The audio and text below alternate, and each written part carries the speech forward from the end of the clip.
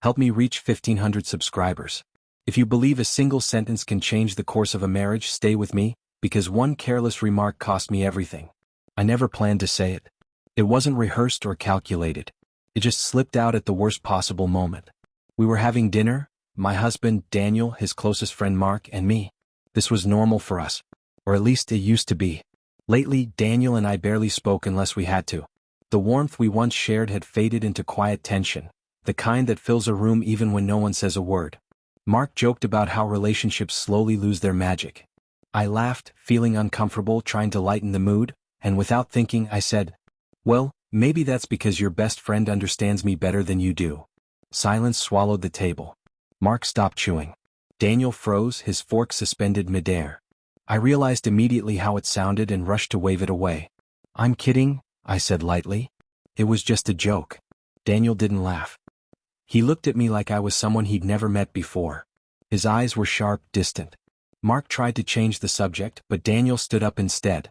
"You actually find that funny?" he asked. His tone was calm, but it made my skin crawl. "Daniel, please," I said quietly.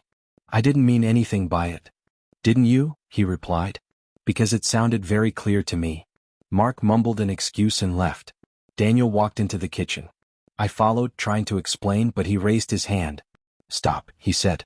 "I've heard enough." That night he slept on the couch. Or maybe he didn't sleep at all. I lay awake listening to the house breathe around me, wondering how one sentence had cracked something so deeply. When I woke up, his car was gone. His coffee sat cold and untouched. His wedding band rested beside my mug on the counter. The first day I told myself he just needed space. The second day I started to worry. By the third day the silence felt permanent. He didn't answer my calls. My messages went unread. Even Mark stopped responding. That hurt more than I expected. I kept replaying that moment at the table. Mark and I had known each other for years, long before Daniel and I got married. There had never been anything inappropriate. But intention doesn't matter when words land wrong. I went to Daniel's workshop, desperate to fix things. He was there, but he barely looked at me. "You shouldn't be here," he said. "I need you to listen," I whispered. He finally faced me. His eyes were tired. Listen to what?" he asked. "That my wife thinks my friend understands her better than I do?" "It came out wrong," I said. "You know how awkward I get." "No," he snapped, slamming his tools down. "I don't know you anymore." I felt tears rise. "You're turning this into something it's not." "Am I?" he said quietly. "Because Mark's been pulling away too. Makes me wonder why." My chest tightened. "There is nothing between us." "I used to think that," he said, turning away. I stepped closer. He stepped back. "Go home," he said softly. "Please."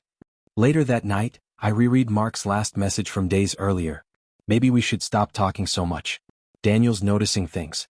Noticing what? The next morning I went to Mark's place.